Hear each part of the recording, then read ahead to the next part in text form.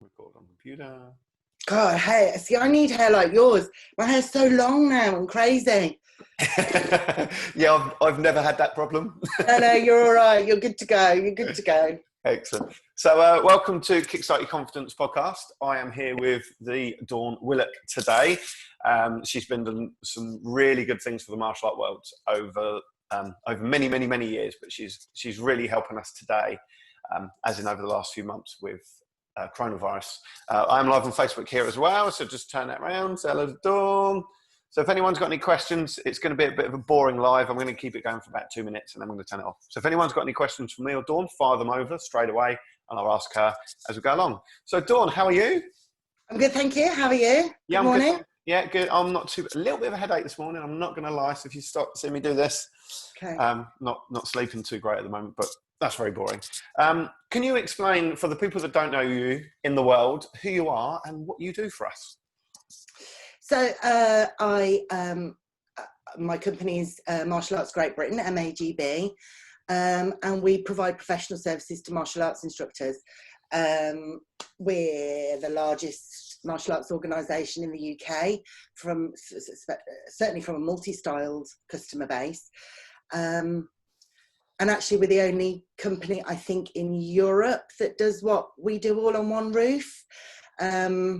So yeah, our customer base is purely martial arts instructors, associations, promoters, sanctioning bodies. We basically do everything that you need to run anything martial arts, really. So I guess that's it. In a nutshell. In a nutshell. In a nutshell. Obviously, we had a quick chat last week, didn't we? And yeah. In all fairness, our quick chat was about 45 minutes long, and we literally just skimmed the surface, which is really cool, which I love, which I really love. The idea of this chat today is to try and get your thoughts and some ideas, not only for myself, but the martial art world in respect to possibly moving forward. Right. That's all right. Off, no problem. It's off. Actually, I should probably put mine on silent as well, thinking about that. Yeah, so again, we'll be blunt. I want to be quite tight because I know that this could end up being 3 hours long with me and you just chit-chatting. So what is your overall thoughts on the coronavirus? Like your honest overall thoughts? It's real. It kills people. My insight isn't so much as a conspiracy theorist, but I've been really interested in listening to experts within how viruses work, and from that perspective, some things don't necessarily add up for me, but we are where we are. Moving forward, I think it's, do you know what? It's hard to say to people, we've got to get on, we've got to mix, we've got to self-immunise, the long-term benefits of mental health, the economy, all of those things are huge. But it's hard to say that when people have died. Yeah. It's basically asking everyone to be willing to kind of self-sacrifice, if you like. The other thing is it's not going away. It's not going away anytime soon. But we can't stay in lockdown for much longer. I think at this point, for me, it's about protecting the vulnerable. But here's the key, but in a way that doesn't weaken their immunity. I think that hasn't been, I'd like them to be a bit more honest about that, please. Yeah. And I think the rest of us should be strongly advised as to how to strengthen or keep our immunity strong. And then for us to get on, but not prematurely. I think it's been the single most catastrophic thing that has taken the wind out of everyone. And I think some things will change forever as a result. Yeah, definitely. Well, the thing again, we're starting to get a lot of exactly what you've said. And the other thing as well, it's not just going to disappear. We're going to probably have a Corona 21 and a 22 and a 23. It's not. And the other thing as well, if you get it, doesn't mean you're going to die. And like you say, it is catastrophic and it is really bad that so many people have died. But then so many people have got it and lived. And I think people are forgetting that. Yeah. But it's from I can see from a political point of view, if they start spouting that, I don't know if you've noticed, they always say, they don't refer to it as statistics, everyone's a person. Well, that they're just saying that because actually, from a from a government point of view. Everything's statistics, everything is. But yeah, you're right. More people have survived it.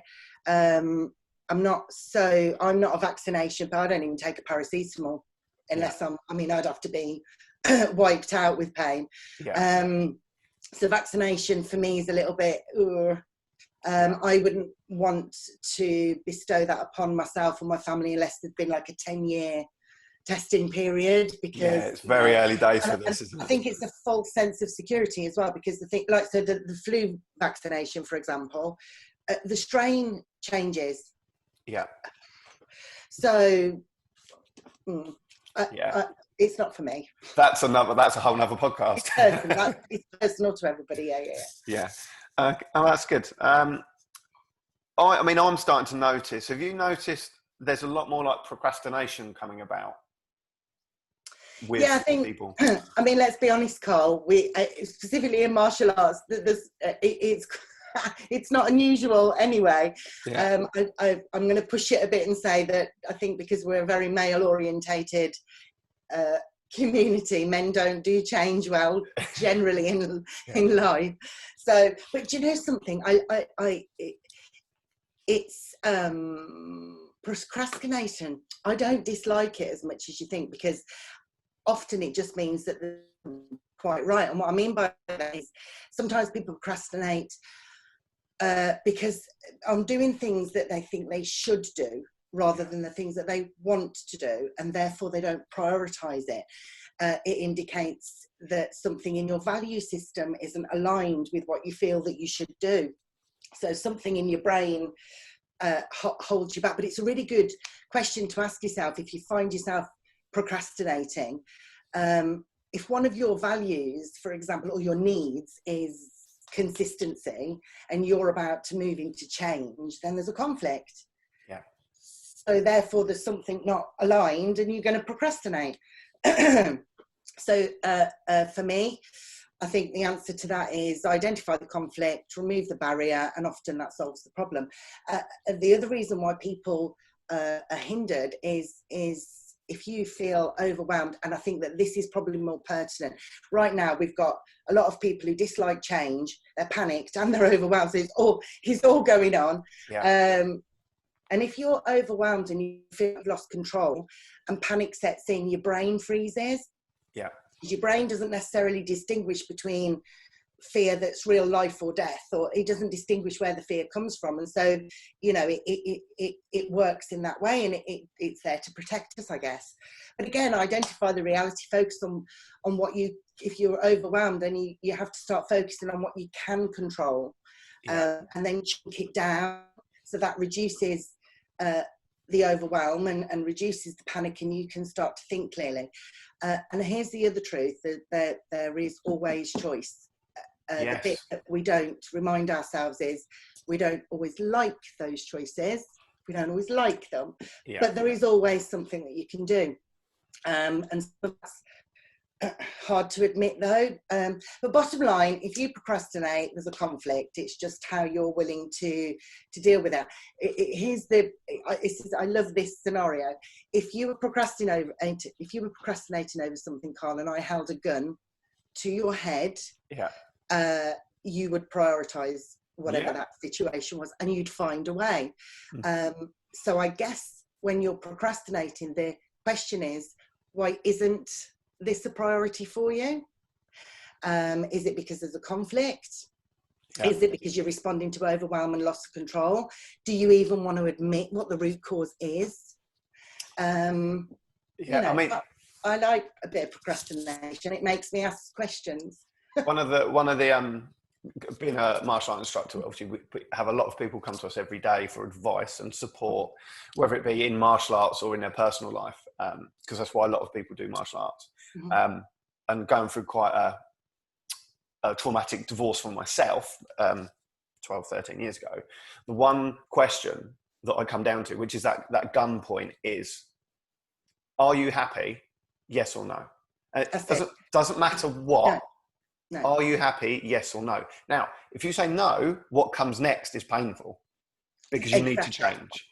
And people don't give themselves permission to base their life on that one question. Do you know that's my only question in life?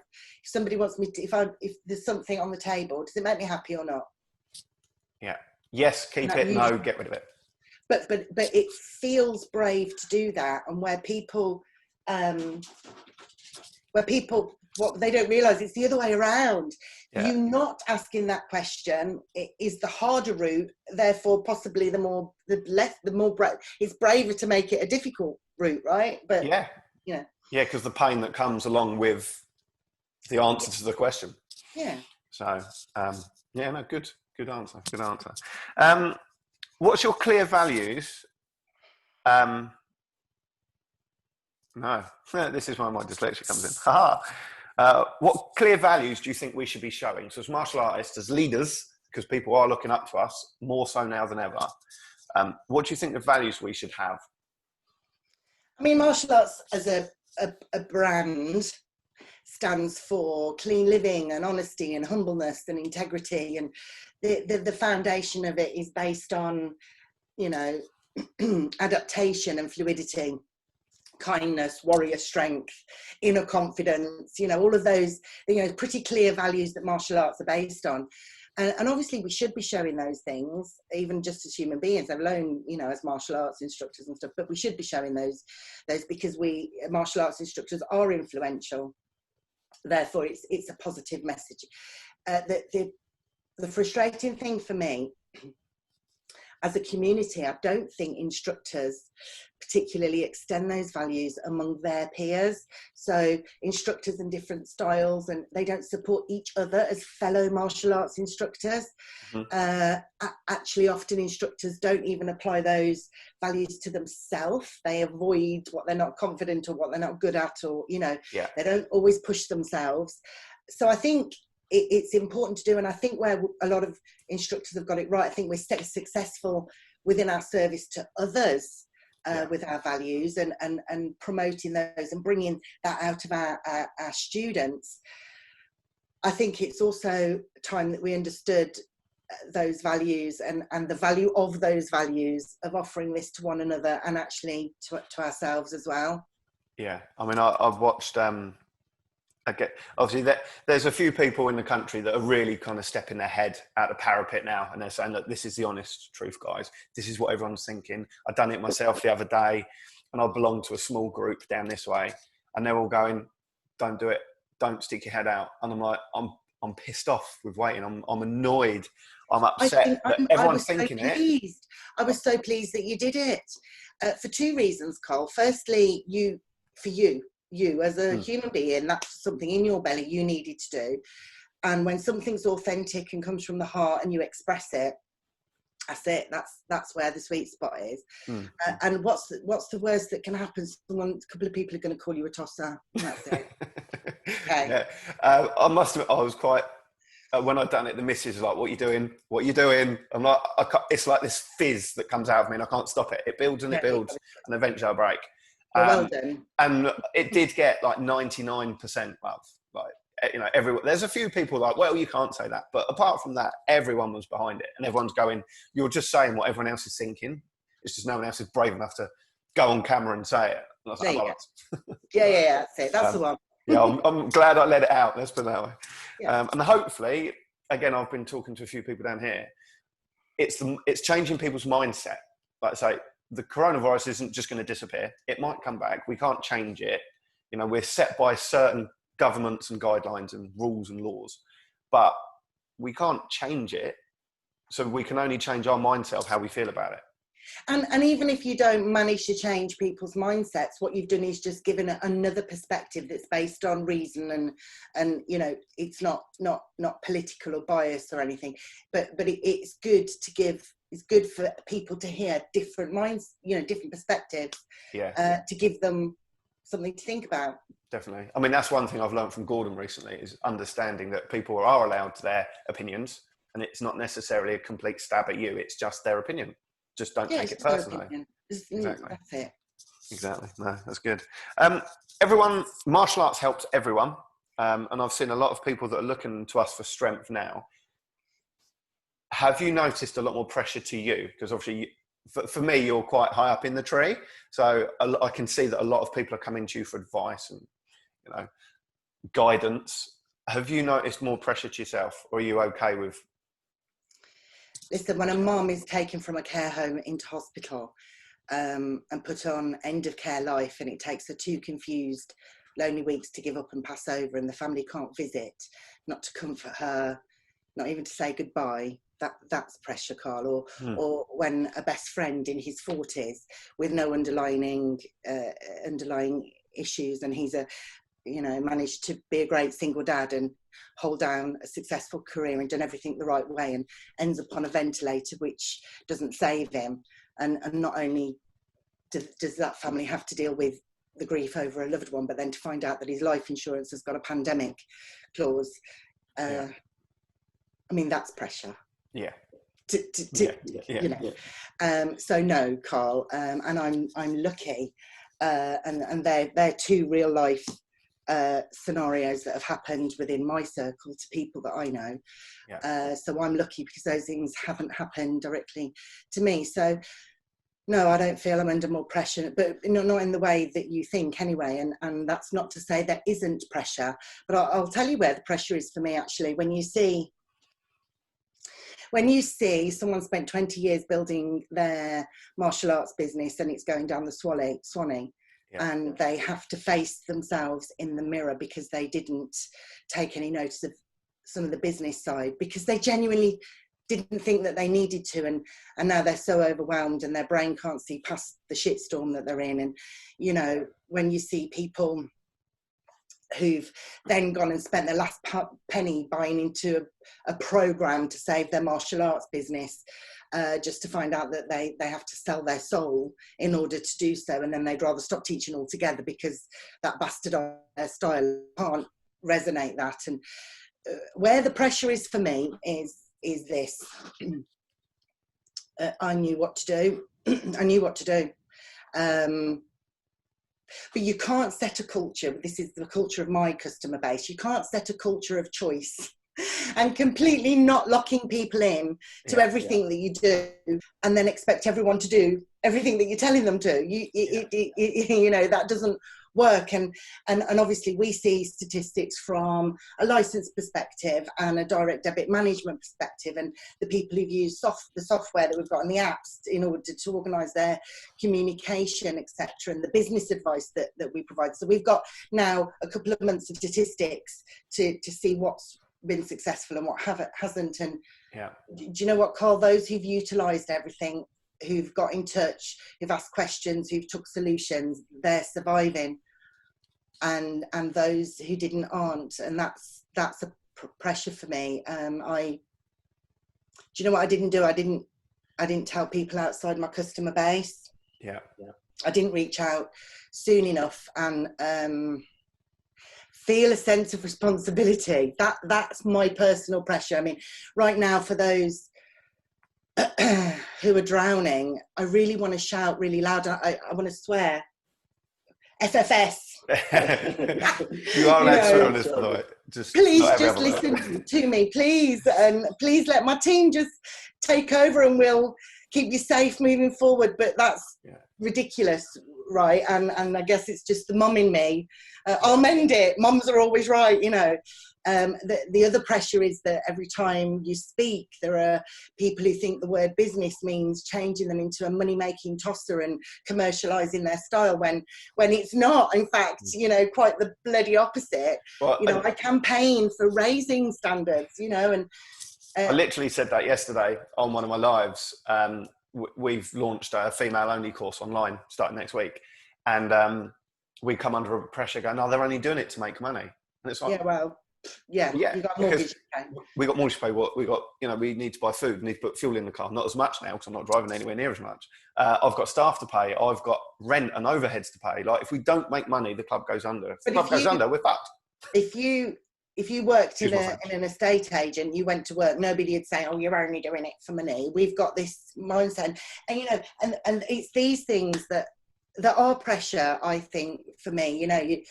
Hundreds of messages, oh my gosh, Carl, mostly from complete strangers, neck deep in despair.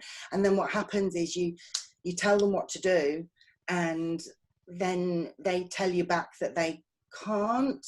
Yeah. And it's not because they actually can't, they're just too steeped in how they always used to do stuff. And I guess the pressure comes from not being able to reach enough people in time, and not having enough time to sift through the overwhelm, and to give back some control, and to set them up in a safe way, to bulletproof them as much as possible for the future. Do you know what the pressure really is? It's 40 bloody years of history where we're entrenched in this idea that you have to reduce your standards to stay financially safe, when that's not true. And the whole foundation of my entire career has been built upon knowing that. And I'm really, really cross at the Old Boy Network, as if I wasn't anyway, but now I'm really cross.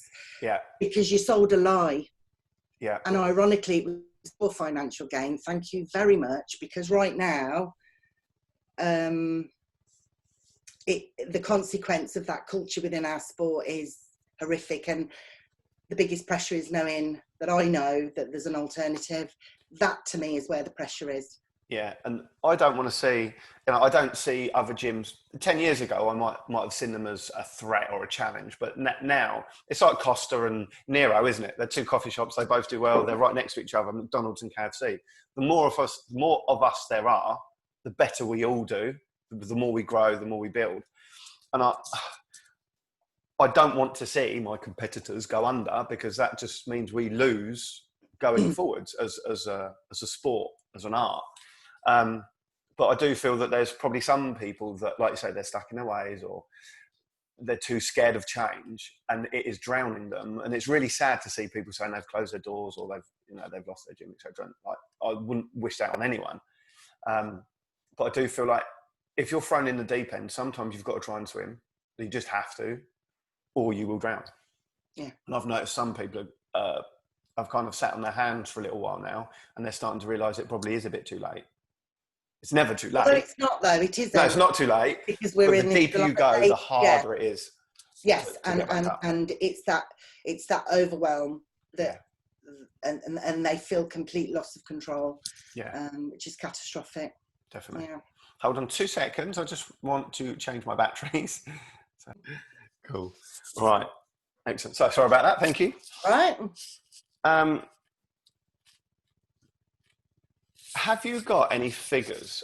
And the problem with figures, you can manipulate them from any side, as the government have. There's been 70,000 deaths, and then someone else will turn around and say, yeah, but 50,000 of them were going to die anyway. And again, any death is really hard, and one death is bad enough. To have whatever the number is now, 40,000 odd, is horrendous.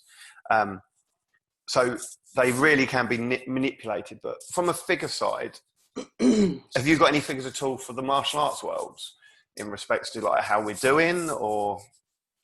Not complete, actually. We've got some analysis, not on hardcore figures, but on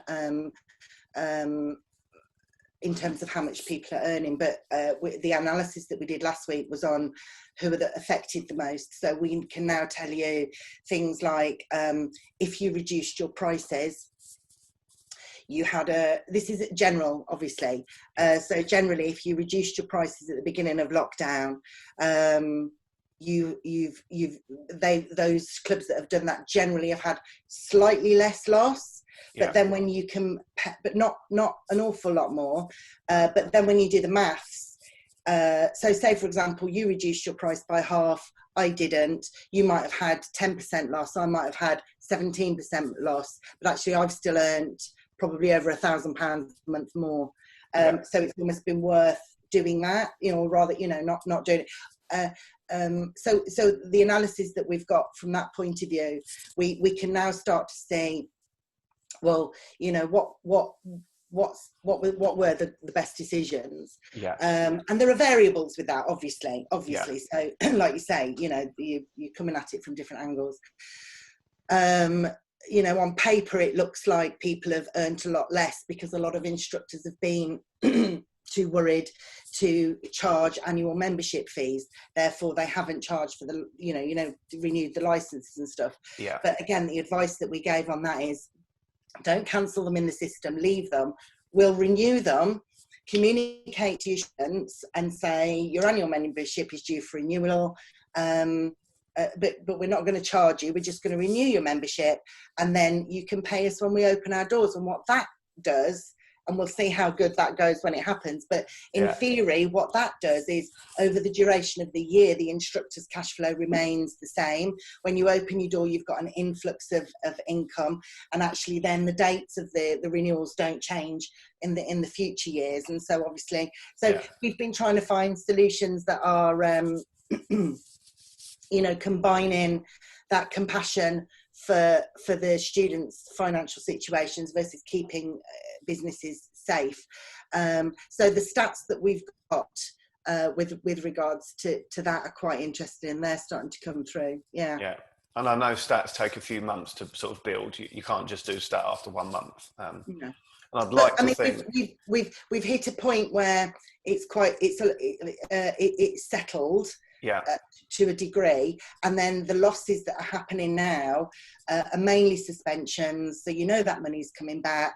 It's been a long enough period to start to see some patterns, so that's been good. I know my pattern to start with was like we were losing 6 a day every day. My wife does the emails and the paperwork, and every morning we'd wake up, she's still at work but working from home, she'd log on and she'd be like, I'm like, what? And she's like, another 6, another 7. But what we noticed is obviously it's dropped off and leveled, and now we're only getting probably 1 a week now. So it has definitely leveled out, which is good. And I'm hoping. From an economy point of view, with figures, I want to just raise this if I might. Yeah, crack on, so you like. Do you have a calculator? I can go and get one. Go and get a calculator, Carl. Actually, I'll just use my phone. You're going to like this. I'm going to like this. Didn't know I was going into a math session. Yeah, we're going there. Okay. We're taking it. So let's say there are 20,000 martial arts clubs, and I suspect there's more than that. But let's keep it low. 20,000 martial arts clubs, and they've on average got 50 students each. So if you say 20,000 times 50, that's a million. And let's say that each of those students on average pay £30 a month. So we're going low here. We're not going high, we're going low. So 30 times a million is 30 million a month. Then times that by 12 months. It's a lot of 3.6 billion. Do not tell me we are not part of the bloody economy. Don't tell me we're not business. You know, this is why the VAT man latched onto us. 360 million, my calculator saying. But yes, I mean, that's still a big number. It's a big number. It's a big number. I need to get my calculator out. Maybe I've told you a different thing. But anyway, it doesn't matter. That's either way, it's a big bloody number. It's a big fun. And this is why the VAT man latched onto us. And the VAT man doesn't come after an industry unless there's money to be gained. Oh, good, yeah. You know, and you know, it annoys me. It annoys me, Carl. And you know, we can take for granted there are more than 20,000 clubs. There are clubs that charge far more than £30 a month and have far more than 50 students each. So, you know, in my opinion, that's quite small. You know, our calculation. Yeah, you've been reserved on the numbers. Being ridiculous. So, you know, I'm not having it that we're not part of the economy. No, if they're big enough to chase us for, like you say, for VAT. VAT, yeah. If the VAT man wants us, let's be honest, he's the most powerful man. There we go. Not the president. And yeah, that's quite interesting. I actually went VAT registered last year. I was really I was on the fence for months. You know, do I try and set up a second business with clothing? And I was like, I spoke to my accountant, and I was just like, do you know what? I can't be bothered to fight and argue. And Nest was saying that there's 3 people going through court at the moment that are fighting the battle, and I'm not that person that wants to kind of run that risk or walk on the fence. The battles that the court cases are being lost more regularly now. Yeah, so I'm really happy that I decided to do it. It just drives me to be even more successful, even better at what I do. Yeah. Until coronavirus comes along. I can't read and talk, so excuse me. Ironically, a few things have changed over the last couple of days from when I wrote this question, but how much do you think it's because of money sports like football and golf are allowed to go back and have contact? And do you know what I mean? Like the word they're using now is elite, isn't it? The elite athletes are allowed to go and touch each other. I mean, what makes them better than us? One. And two, how come they've gone for golf, tennis, football? Well, it's quite simple as far as I'm concerned. We don't operate openly as business, therefore we have no voice. We've got no protection, we've got no validity. It's unfortunate that that's false, because we're bigger than a lot of other activities, and but the hard truth is, Carl, you can't have it both ways. Yeah, and I don't get me wrong, I mean, personally, I can't stand football. That's why I punch people. But what I think about football doesn't really matter. But the amount of money that's in it, yeah, well, it's run as a business, as is golf, as is rugby, as is every other sport. So they have representation. It comes to mind, right? We've got to deal with the leisure activity and what people think. You know, people like yoga and ballet and dance classes, they're in the same boat as us to a degree. They're not really addressed because they're seen as a bit of an activity. Yeah. Yeah. And like we've just said, the numbers, whether it be 360 million or 3.6 billion, I mean, that's a fairly big, and like I say, they're low numbers as well, aren't they? That's a fairly big number to be looking at to go, maybe we should listen to them people. It's things like, you know, dog groomers. My brother-in-law has a dog grooming business, and it's fantastic business. Yeah. Martial arts brings more to the economy than the dog grooming business. There's more of it. 100%. I'm a cat person. And which kind of brings us on actually to your video voice, whatever we want to call it, live to Borris that you done last week. I mean, first of all, well done. It was an amazing video, very well put together, very articulate, whether that was scripted or from the heart. Either way, I mean, it was beautiful. How do you think it went, and have you had any feedback from it? I think over the different platforms, it's had over 20,000 views. The significant bit for me, though, is that there wasn't one single. No, I didn't even get a troll. Really, that's fantastic. Not even a troll, and that was because you expect to get spanked a little bit, Cole, right? Whatever you say. Yeah. You expect. So for me, I think the measure, like, of did it go well, is not just the amount of views, but actually that there wasn't, you know, unless something's happened in the last sort of 4 days, there hasn't been nothing. So yeah, I think that would say that it went well. Yeah, but I'd say 20,000 views is a good reach, isn't it? It's a fantastic. It's a good reach. We've had no responses from the House of Lords, because it also went to the House of Lords, but that'll be being approached again. I've had a BBC report whether that'll manifest into an actual thing, and I was a little bit dubious of media, because sometimes they look for a spin, but I think she's okay. So we'll see if we get any traction on that. Let's see. Yeah, well, it's a great video, so well done. Like, even though I was like, but nailed it. So well done. Do you think having a gym, like, is there a governance that we can be united? So you've got the ICO, the IKF, the WKO, and every other letter you can think of put together with all the different kind of bodies that we have.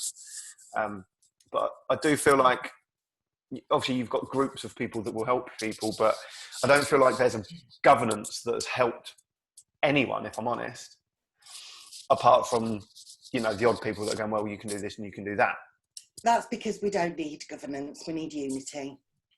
There's a difference. Yeah. And officially we're rubbish at that.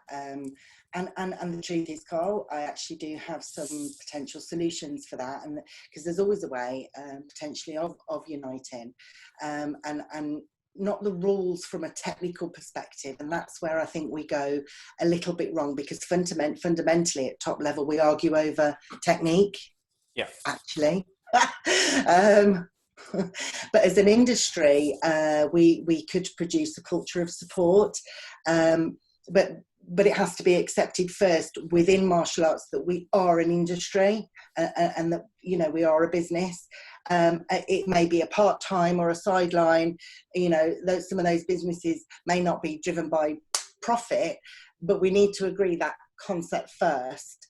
And I think everybody would agree, especially now that we do need a voice. Okay, all right, we can do that. But before that expectation is had, you know, there needs to be a commitment from the community, I think. And when I say that, I'm talking about instructors, obviously not students. Yeah. You know, I mean, I could say to you right now, okay, I'll go to work on that if I get a commitment first. If I said everybody has to make a donation of 10 quid, 5 quid, a pound, I don't care. Yeah. As a commitment to set up what we need with a guarantee that the rules of your style wouldn't be messed with.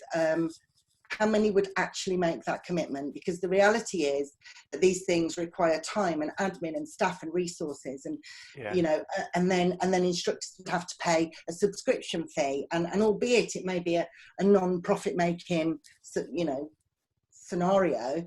If I was to do it, I would be looking at even putting in that any of the members that belong to that unity, you know, would actually have a vote on everything, so the actual needs of instructors were met, so there was no politics and no clique board, and there was a real benefit to these things. And the truth is, most industries and other sports have versions of this. So here you go, Carl, off you go. Here's a little project. We need about 1,000 instructors. Yep. And if you guys make that commitment, I'll make it happen. How's that? I mean, it's a fact. I mean, you're going into government then, aren't you, basically? That's what it ends up being. And I'll put my hand up as much as we need one and could do with one. There's no way in a million years. I mean, if you've only got to read a couple of my Facebook posts, everyone will be like, what's he rattling on about now? The sentence doesn't even make sense. You know, I'm good as an instructor and I like what I do, but there's no way in a million years I could ever dream of starting something like that. I'd like to, but my brain, the things I want to say and then what actually come out at the end of it are two different things. And I'm a good wife, Carl. I'm a good wife, and I've got all the sentences. Yeah, that's why I'm interviewing you. Do you feel really sorry for my husband? He's a very brave man. He is. Is he chained to the desk? No, he wears the pants, actually. He really does. Believe it or not, he's he's a force. Good. Oh well, I can imagine you two together. So that's fine. Is he behind the camera with a gun? Careful. No. No, he doesn't need a gun. He just stands there like. It flexes. Again, you know, every man needs a decent woman. Every woman needs a decent man. For sure. Two people together work well, don't they? I'd love to be able to front something like that, but I struggle with the stuff I have to do. So sort of moving forwards, you know, it would destroy me. So anyone that wants to take that on, then that this is exactly my point. So in theory, right now, if I went public and said, right guys, I'm going to do this, everybody would go yay, and then I'd say, but I need your commitment and you need to give me 3 quid. Oh, 3 quid? What, today? £3 for what? So it would have to have a commitment from the industry. It would have to. Because otherwise you get sucked in then emotionally into a campaign where, you know, just your mates join you. And the time it would swallow would be horrendous as well. That's the other thing. I mean, it's exactly the same. It wasn't a thought process till you said it. About 2 days ago, I put on Facebook, right guys, going into June, what do you want to see in classes? Do you want more grading? Do you want more fitness? Do you want more interaction? Do you want more bag work? What do you want? We will give it to you. And I had 3 replies. Last night I put on, me and the missus are arguing about which is the best pudding. It's had about 70 fucking comments. Like, changing the world, changing the life, fitness, Do you know what I mean? Like everything that martial arts brings, 3 people get involved. Yeah. Do you want banoffee pie or chocolate sponge? 7th night. Everyone's got an opinion. The commitment's there. Like, and that's why I would never do it. and I would do it, but that's why I wouldn't do it without some tangible commitment from other people. Yeah, it's no different to opening the gym up. Like if you want a half decent gym, you need membership, and to open the gym, you need commitment from people. Otherwise, you've got an empty hall that you've just paid for. Yeah. It's no different. But, so yeah, let's see how we get on with that.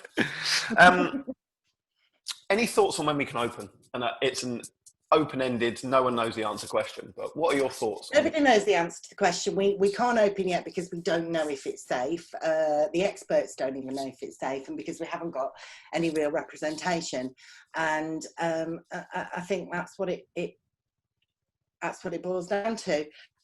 We are a contact sport where the variations is that we have areas within our sector that can operate without the contact. Therefore, for me, what I would like to do, so my video, for example, wasn't campaigning for special treatment and for us to open straight away. What my preference would be is if the government said, okay, this set of guidelines is something that we think is as safe as it gets, regardless as to what you do. If you can adhere to that, open. If you can't, don't. And for those of you who can't adhere to those guidelines, the reason why you can't open is this, and this. So that they explain the difference between why somebody who's a grappler can't open and yet McDonald's is open, and that grappling instructor is driving past scratching his head confused or whatever. So I want to know what the guidelines are and why, to remove that confusion and so that people understand, you know, rather than get frustrated because they think they're being overlooked and not heard. And, you know, but you know, we don't know if it's safe yet. The experts don't know, and we don't have any real representation. So that's why we can't open yet. Yeah. I mean, I've done a few posts, and even yesterday, I kind of set my gym out a little bit, actually, just to kind of say to my members, like, what do you think on this? And obviously some people are going, well, I'll come up tomorrow if I can. And then I've got other members that are saying, it's not safe, don't open. Now, it's easier to show you that way. So we've got 9 metre squares in the gym. But I haven't said when I'm going to open. I haven't said I'm opening tomorrow, everyone come back and spread the virus. I've just said, going forwards, this is, at the moment, one of my ideas. What do you think? And people are going, you can't open yet. And I'm like, whoa, I'm not saying I'm opening. What I'm saying is, whether it be in a week or a month or a year, when we are allowed to open, and let's be honest, the people at the top, oh, it does get spread by sweat. No, it doesn't get spread by sweat. A mask does help. A mask doesn't help. But it lives on the body for 2 hours. No, it doesn't. It lives on the body. Not like they don't bloody know. So we don't know. And they're the people at the top.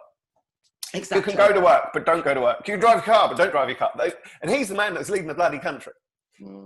So my point is, anyway, I actually haven't said when I'm going to open. All I've said was, this is an idea that I have, a plan that I've put in place to keep people as safe as possible, whether it be next week or next year. This is what I'm thinking. What do you think? And then people are like, you can't open yet. And I'm like, oh, that's not what I'm saying. I'm just saying. What is wise is to prepare. A lot of people got caught with their pants down prior to lockdown. Let's not do that again, can we please? So it's good to prepare. You know, I agree with that. Yeah. to have conversations, to go in space and work out what you can do and what you can't do, what sanitisation. But this is a really important thing for me that I really, really want people to consider. As a private business or as a business, your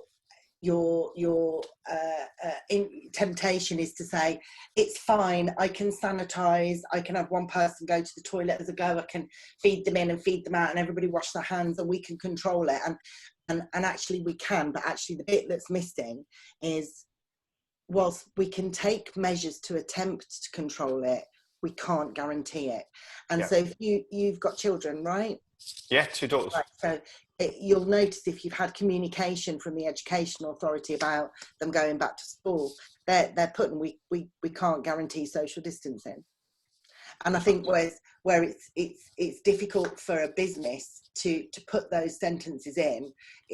We don't want to put those sentences, but actually from an insurance, the compliancy, from all of that side of it, it's really important. So yes, promote the fact that you're putting measures in and you're being responsible. So but despite those measures, it's really important that everybody doesn't rush out with their Facebook post saying they have to put, we can't guarantee it.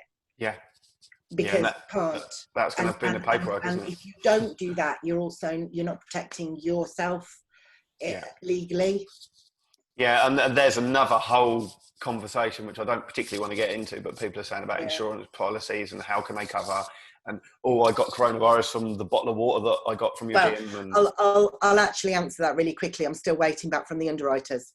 Okay. So and so I'll update you as soon as I get something back. In reality, they're sitting in their grey suits, scratching their head, going, "What do we say?" Yeah. But the questions have been asked, Carl. Yeah. So I can go to Tesco's and touch 2,000, like a fridge that 2,000 people have touched, and go to the gym, pick up a bottle of water, and someone go, "Well, I got it from your bottle of water at the gym." Yeah. So no, but I'll 100% update you when we get that. Oh, that'd be good to know in writing. Even if it's completely wrong, it'd be good to know. So let's change it a little bit. Let's go a bit more positive, or sort of positive. Being a female, a powerful female in the martial arts world, do you meet any resistance being an influencer as a female in what? I mean, I'd say it's a male-dominated sport. I have a 55 to 45% ratio in my gym, male to female. Wow. It's literally 50-50. That's unusual. Which is unusual, and I'm really thankful. We do like empowerment for women and females of the future and all that kind of stuff, which has probably helped why we do it. But generally, across the globe, it is more male-dominated. And if you go into competition side of it or instruction side of it, it's definitely heavy male over female. So do you meet any resistance or grief, or do people accept you? I mean, I will answer you, but what do you think? I would like to think you don't, because and again, I won't mention any names. There are male and female instructors that I will go, really bored of listening to them, or, oh my God, are they in martial arts, really? And then there's other people like, they're my hero. So, and it doesn't matter if they're male or female. Or whatever else they want to identify as now. I've been in martial arts 30 years, Carl. I was seasoned by the 80s and the 90s, which was a whole different era for equality. How old are you? I'm 40 this year. Right, okay, so you're young, and you perhaps won't have. I'm not a snowflake. Ask your mom about equality for females in the 80s and 90s. So it's a different time. So you get seasoned to that. So yes, of course, there might be, Carl, one or two out there who may have been on the end of a little bit of tone at some point. And back then, actually, it was, she's just a wife. She's not even an instructor. But the mistake for some of those gentlemen was the ones who tried to squash me initially because I was a little wifey were the ones that had been in charge for a long time and had been doing a very bad job. And for the 5 minutes that it took me to tell them what time it was. And I have to admit, there's a slight pleasure that was taken in just how much better a little wifey could do the job that they'd been doing for many years. Yeah. And here's the thing, I think as well, it's about how you interact with the world. I never go after anybody's income. If you're crap at your job and that gets exposed, then that's a you problem. It's not my responsibility. And if you're good at your job, then I genuinely think that's brilliant. And actually, I'd rather work with you because I love great minds and getting together, and that's where the magic happens. But there are men, even to this day, though, who can't cope with being exposed by a strong woman. I don't take it personally because it's actually more of a testament of it's their weakness, not So my philosophy on this is this, okay? Let's either work together in whatever capacity, or let's leave each other alone, and that tends to work. but if you decide to come after me, Carl, you'd better make sure you're better than me.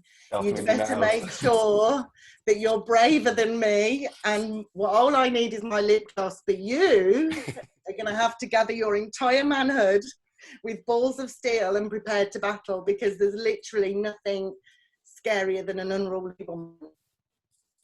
Yeah, I've got it. It doesn't happen often, and when it does, do you know, nowadays, I mean, the 90s kind of resistance was a different era, so that was slightly different. Occasionally you get it now. It's usually someone new pops up. And of course, I work very much behind the scenes now. Yeah. I'm not, you know, so why would they know who I am? Why would they, you know? And so interestingly, what's hilarious is that somebody new pops up, don't know who I am, and then they think I'm the newbie, which is quite funny. Yeah.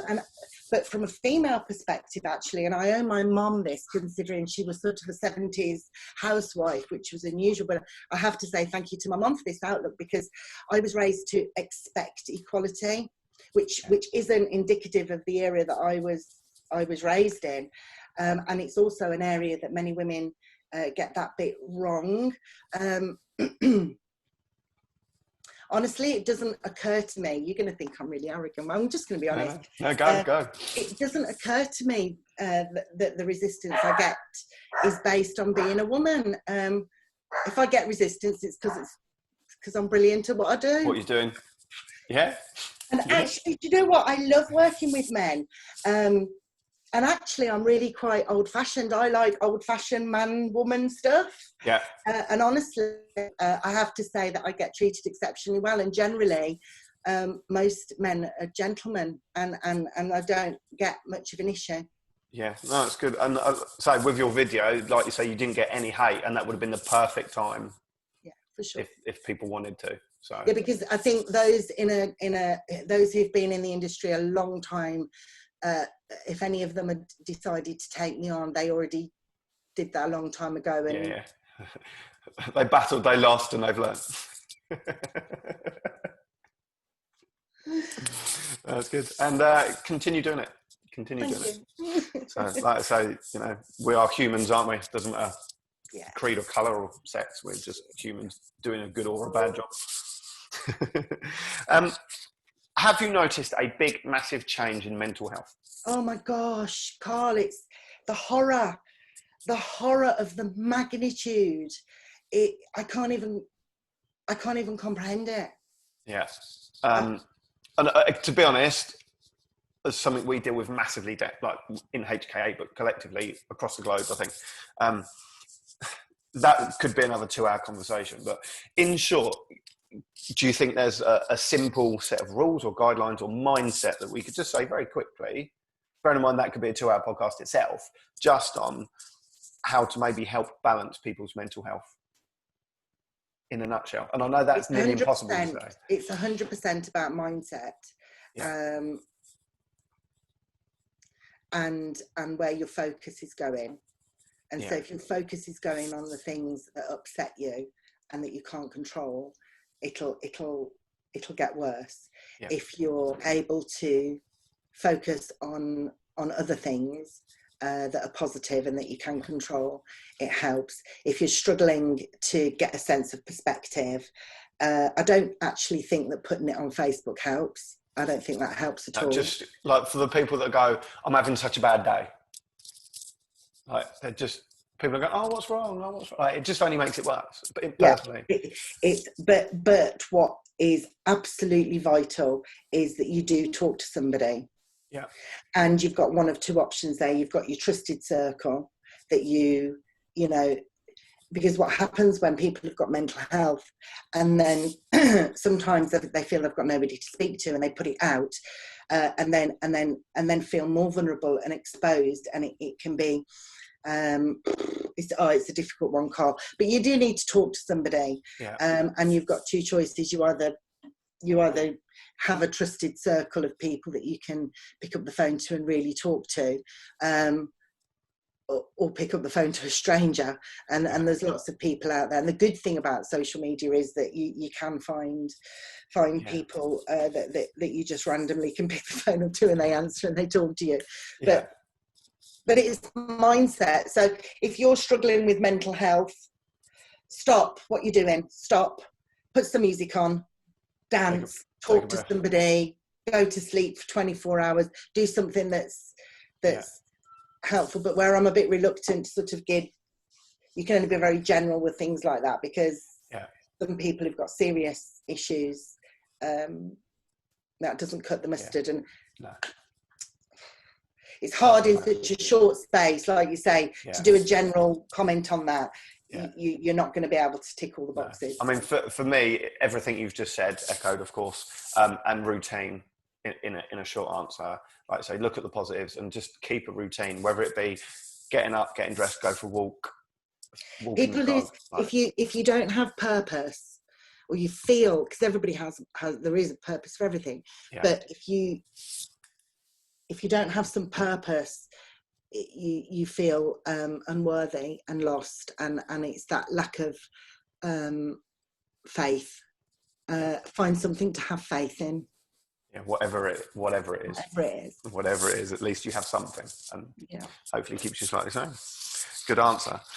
Moving forward, as instructors in local areas, is there anything that we could be doing that would help our cause?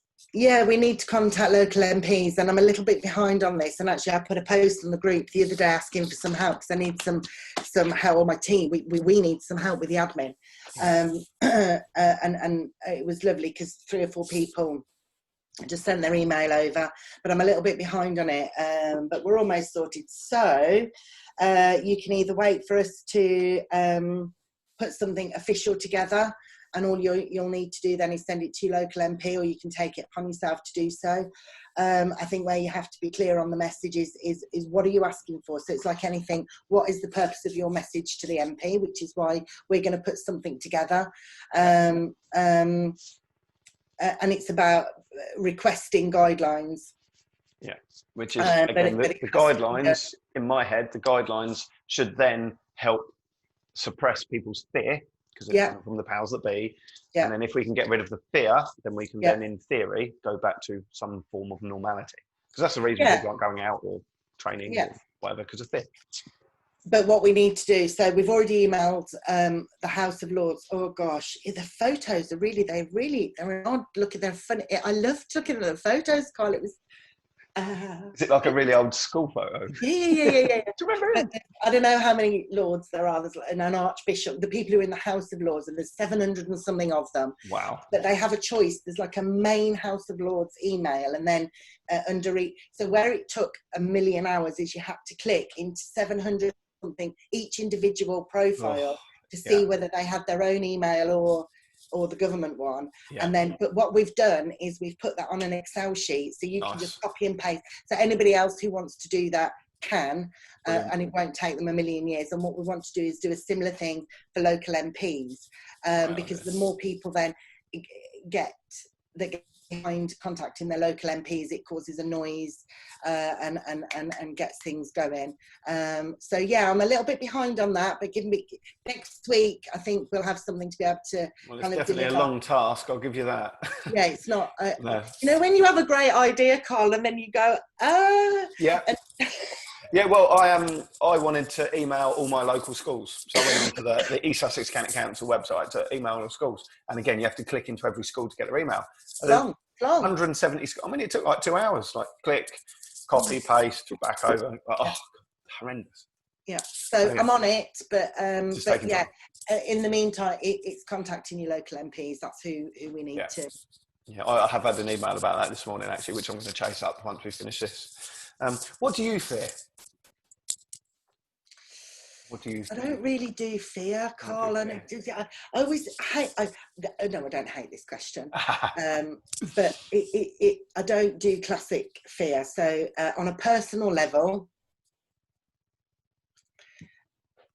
so do I fear coronavirus? No, because I haven't got it. I'm sure if I got it, and I might, the prospect of dying, But I'm not fearful of it. I'm not fearful of things that aren't actually. Yeah, you don't worry about stuff that isn't there. No, I don't worry about anything. I don't. Literally don't give a shit, Carl. Do not give a shit. But from a business point of view, zero fear, nothing. Because do you know what? I'm in my 50s and I've got. You look good for in your 50s. I've got a hot husband. That's what it's all about, Carl. That's all it is. I had no idea, and I thought I won't ask that question. Yeah, so I'll be 53 this year. Fair play. 4 children, 3 grandchildren. Wow.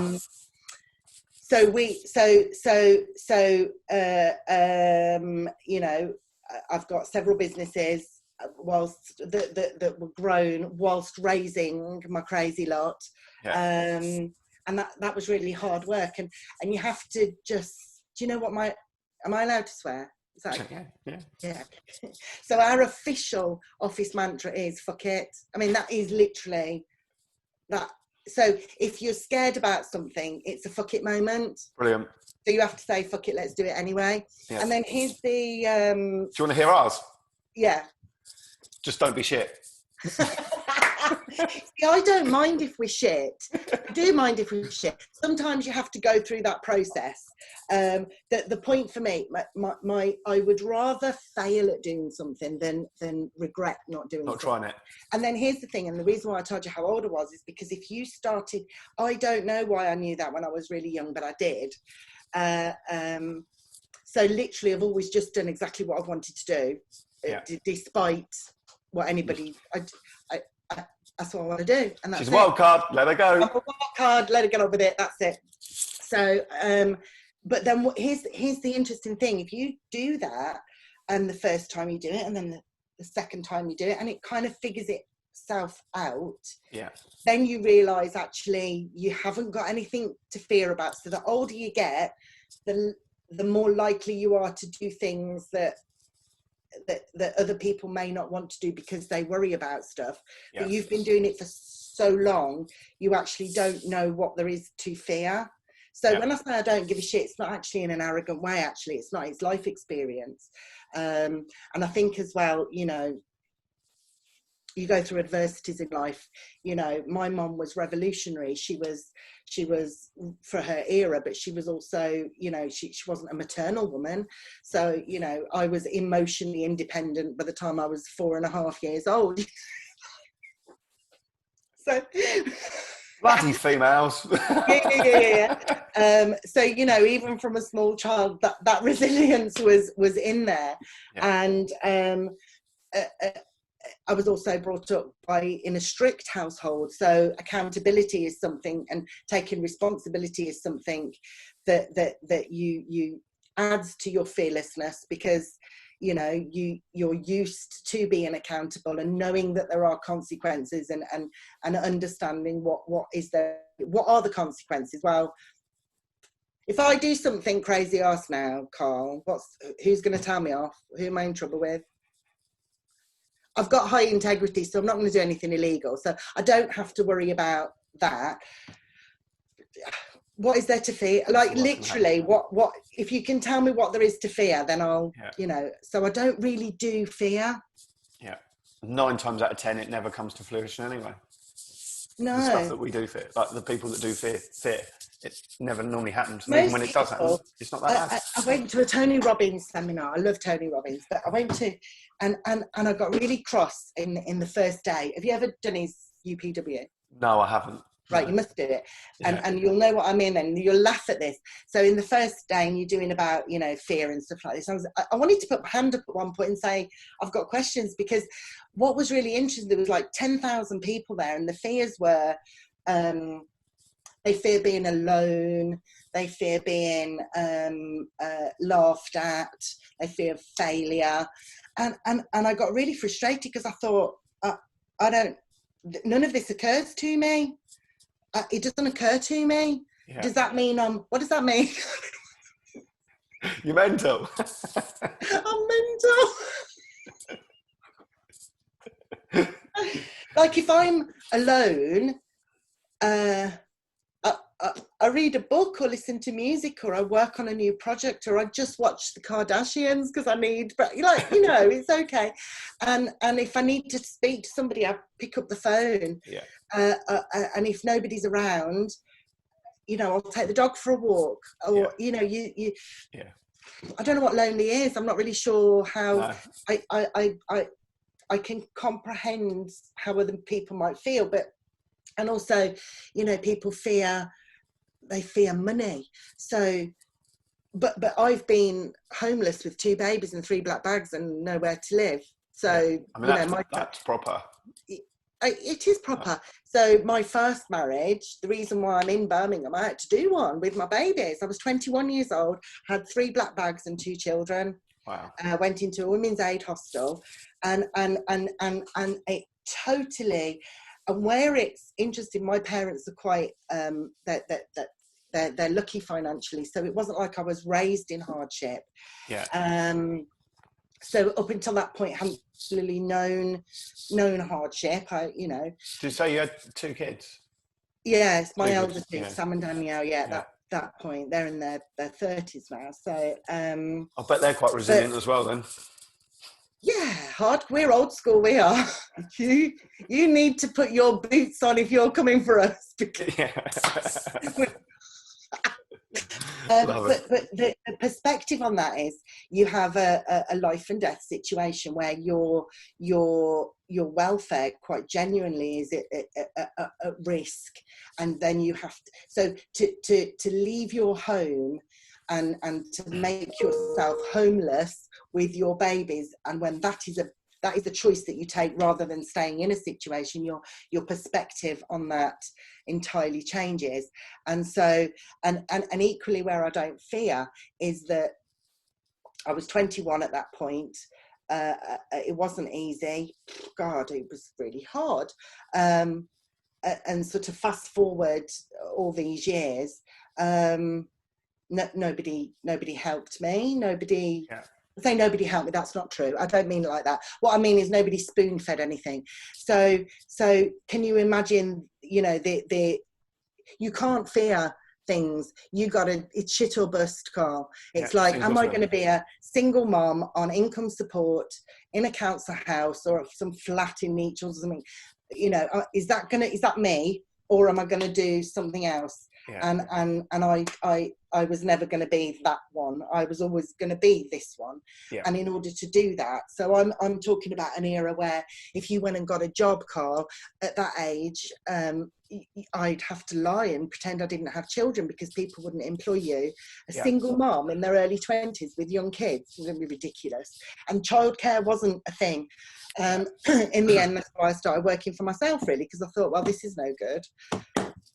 And you know, I don't do fear particularly well. Well, you've definitely shown us that in the last hour.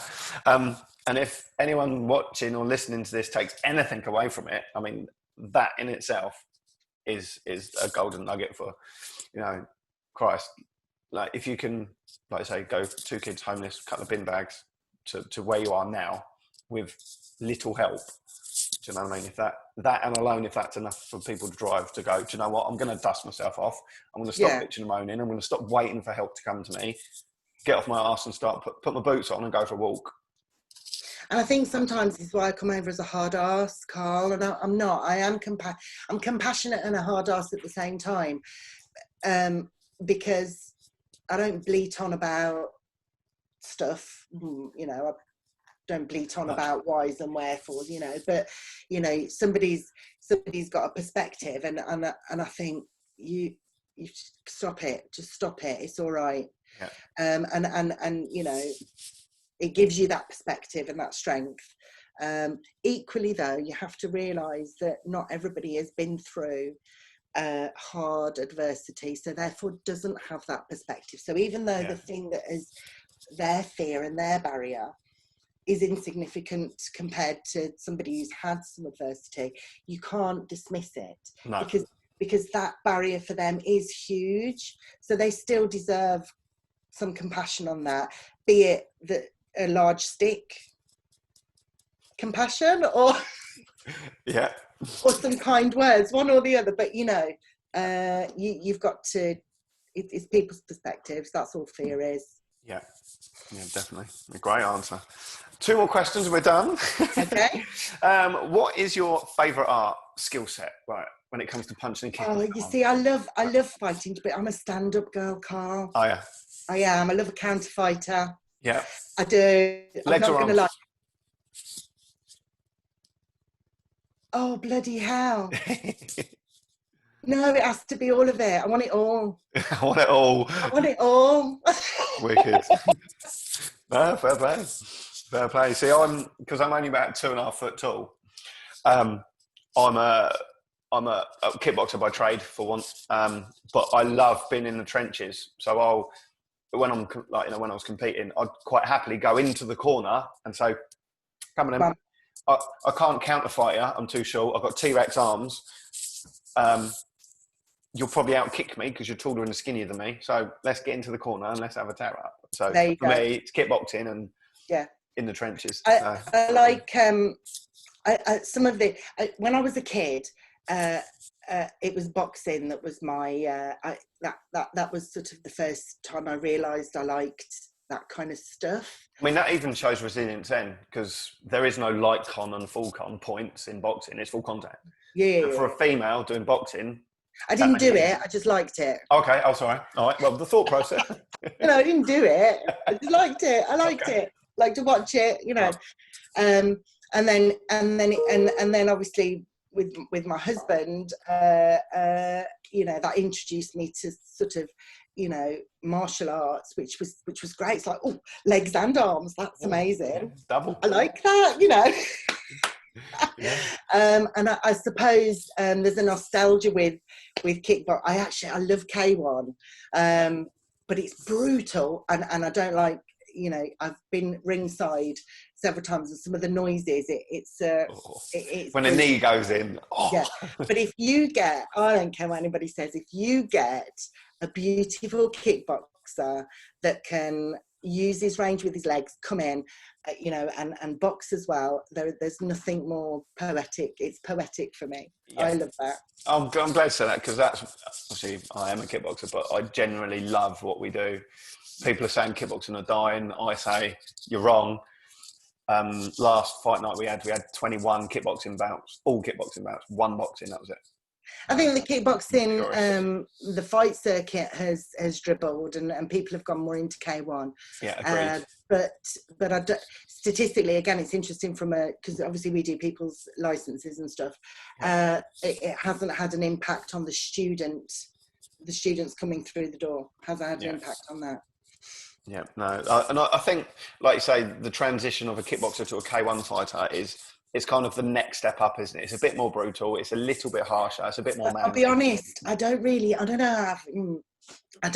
like it hugely. I think K1 for me is somebody, or good K1 is when somebody's done kickboxing and they've done Thai boxing and they're proficient already, and then when they go into K1, it's a wonderful thing.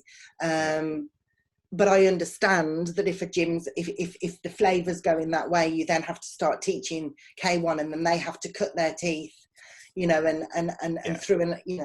through fighting it. To me, K1 was always the really proficient guys getting in at that level. But there's not a right or wrong with that. I haven't made that cut yet. People keep saying it. I've not made that cut. But there's nothing better than a really world-class kickboxer. Nothing better. Nothing better. So yeah, we're there together on that one. Last question. What's the best advice you've ever been given? Business-wise? You choose. There's lots of things, actually. Don't do things by yourself. Get a team. And that team can be a bookkeeper, an accountant, and you, and a receptionist. So it's like, it doesn't have to be a big team. But don't do it by yourself, because you do it badly. Yeah, I learned the hard way a few years ago. So team. Let go of fear. Actually, let's think about things that are probably helpful right now. So what I would say right now, let go of fear, make friends with change, get help for what you don't know, look at what you can do, not what you can't do, and make decisions based on being happy. Nice. What a good way to end as well. So don't disappear before I finish it. But first of all, I just want to say thank you for your time. We've rattled on for however long it is. So I really do appreciate your time. Appreciate all the help you're doing in the martial art world. You're welcome. I definitely think you're up at the top with probably 1 or 2 people in the country that are doing it. It's a fair play. So I'll thank you from myself and everyone else that wants to watch and listen. Just leaves me to say thank you so much. It's not just a sport, it's why I like. Okay. Well,